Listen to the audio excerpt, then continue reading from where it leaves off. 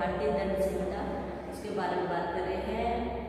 मेरे पिछली वीडियो में मैंने आपके मोस्टली जो सेक्शन है जो आपके सिलेबस से रिलेटेड है वो सब कंप्लीट करा दिए हैं। कुछ सेक्शन हमारे ऐसे हैं जो बीच में छूट गए थे। अब हम उन अगली जो वीडियो होंगी हमारी सारी जो वीडियो होंगी उनमें वो छोटे छोटे जो सेक्शन रह गए हैं और जो आते हैं तो पूछ लिए जाते हैं लॉन्ग शॉर्ट क्वेश्चंस में उनको कवर करेंगे। और फर्स्ट जो हमारा सेक्शन जो छूट गया था 310 यानी कि ठग। सबसे पहले मैं ये बताना चाहूँगी कि ठग जो है इसको हमने इस वाले सेक्शन में जो हमारे बहुत ही गंभीर प्रकृति के जो सेक्शन है उस सेक्शनों के बीच में क्यों रखा गया। ये ऐसा प्रश्न है कि इसको क्या ठग का इतना बड़ा रोल होता है कि क्या वो इतना बड़े अपराध कर देते हैं जो ठगों को इसमें, क्योंकि हमने तो नॉर्मली सुना है कि ठग जो करते हैं जो बहुत करते हैं वो इस तरीके का कि किसी का सामान चुरा लेते हैं। पर ये आज ही नहीं बहुत पहले की बात है।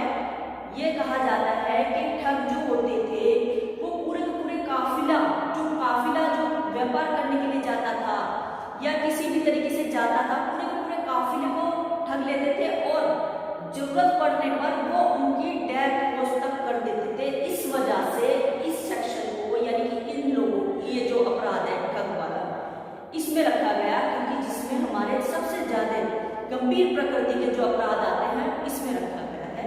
इसका मेन कारण मेन पर्पस यही रहा है। वो इतने खतरनाक होते थे, इतने कहते हैं कि वो इतने खतरनाक होते थे पूरा काफिला खत्म कर दिया, उनको बच्चों को मार दिया, स्त्रियों को मार दिया। मतलब उनके लिए सिर्फ और सिर्फ उस संपत्ति को ठगना ही सब कुछ था। ये नहीं था कि हम किस तरीके का किस प्रकृति का अपराध कर रहे हैं किस तरह नहीं। इस वजह से ये गंभीर प्रकृति में ही काउंट होगा। और सेक्शन है 310।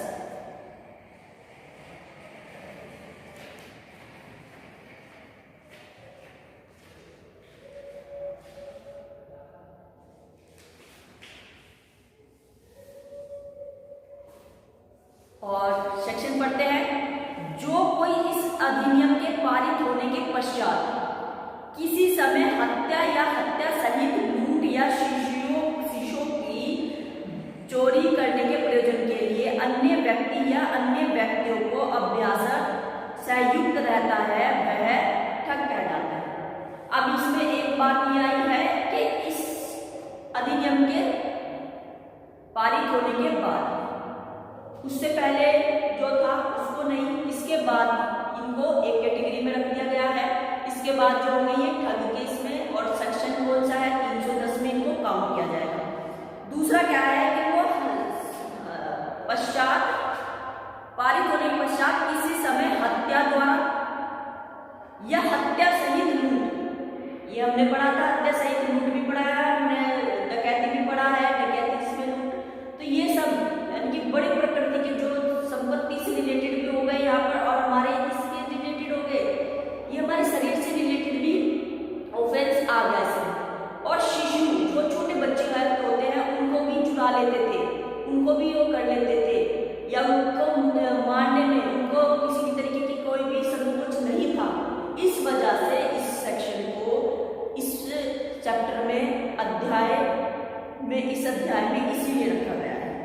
और इसमें एक बात और है, अभ्यासक संयुक्त रहते हैं यानी कि वो व्यक्ति भी ठगी कहलाए जाएंगे जो उनके साथ साथ रहते हैं, भले चाहे वो काम कर रहे हैं वो वाला काम वो खुद कर रहे हैं नहीं पर साथ भी हैं तो तब भी वो ठग की ही श्रेणी में आएंगे।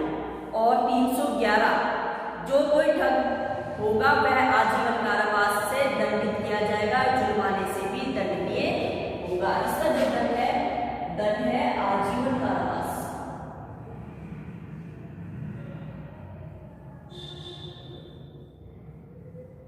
आजीवन कारावास, जुर्माने से भी दंडित किया जाएगा। तो इस वजह से इसको इसमें रखा गया। अब हमारा जो नेक्स्ट सेक्शन जो आता है, नेक्स्ट सेक्शन है 312। इससे रिलेटेड जो क्वेश्चंस है ये हमारे परीक्षाओं में आ सकते हैं, तो इस वजह से ये भी एक बार आप देख लीजिए।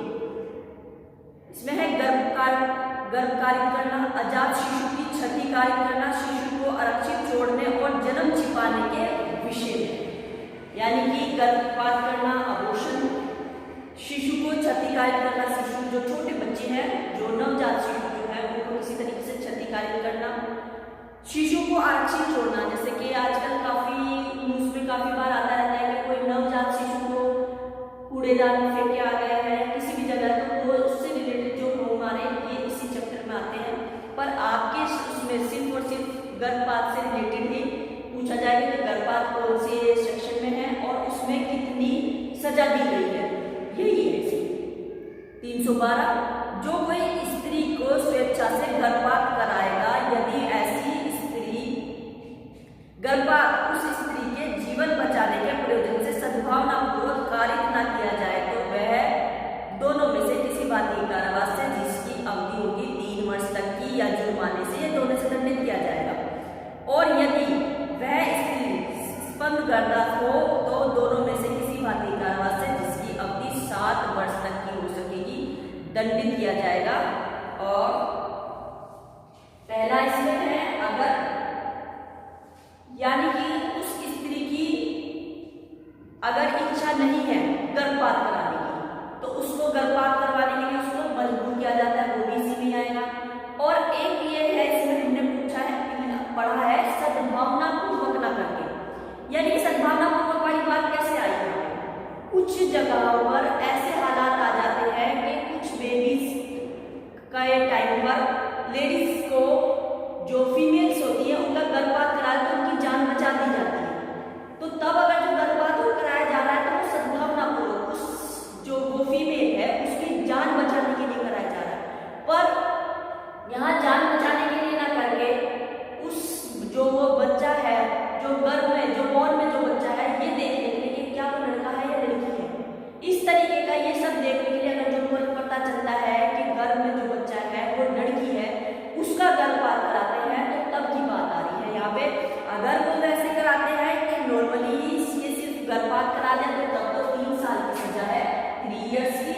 और अगर ये जानने के लिए कि गर्भ में जो बच्चा है वो लड़का है या लड़की है तो तब उसकी 7 साल की सजा होगी उस व्यक्ति को, प्लस जुर्माना भी हो सकता है, जुर्माना। तो इसमें हमने पढ़ा गर्भपात 312। 313 है स्त्री की सहमति के बिना गर्भपात कारित करना। अगर उसकी सहमति, यहाँ पर तो उसकी सहमति थी, यहाँ उसकी बिना उसकी सहमति के अगर जो गर्भपात कराते हैं तो तब 313 स्त्री की सहमति के बिना गर्भपात कारित करना। जो कोई स्त्री की सहमति के बिना, चाहे वह स्त्री स्पंदगर्दा हो या नहीं, पूर्वतः अंतिम धारा में परिभाषित अपराध करेगा, वह आजीवन कारावास में से दोनों भांति कारावास है जिसकी अवधि 10 साल तक की हो सकेगी, दंडित किया जाएगा या जुर्माने से भी दंडित होगा।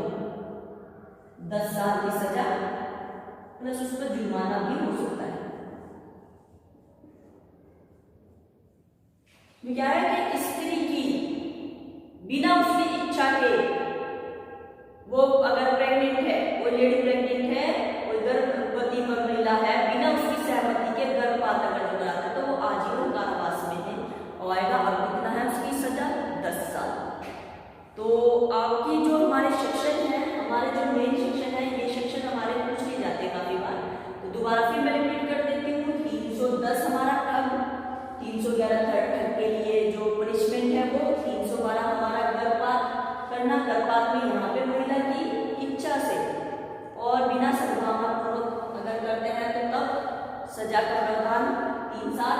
और अगर जो ये देखने के लिए कि बच्चा मेल है या फीमेल है तब 7 साल। और 313 में अगर जो उस स्त्री की सहमति के बगैर कोई भी व्यक्ति, जो उसका पति है या उसका फैमिली मेंबर कोई ऐसा है, वो उसकी गर्भपात कराता है तो तब उसको 10 साल की सजा प्लस जुर्माना दोनों से दंडित किया जा सकता है। आज के लिए इतना ही। हम नेक्स्ट वीडियो में हम आपके जो सेक्शन छूट गए हैं वो कवर करते हैं। आपको हमारी वीडियो कैसी लग रही है आप हमें कमेंट्स बॉक्स में मैसेज करके बता सकते हैं। आप हमारे वीडियो को लाइक कीजिए, शेयर कीजिए, हमारे चैनल को सब्सक्राइब कीजिए। Thank you.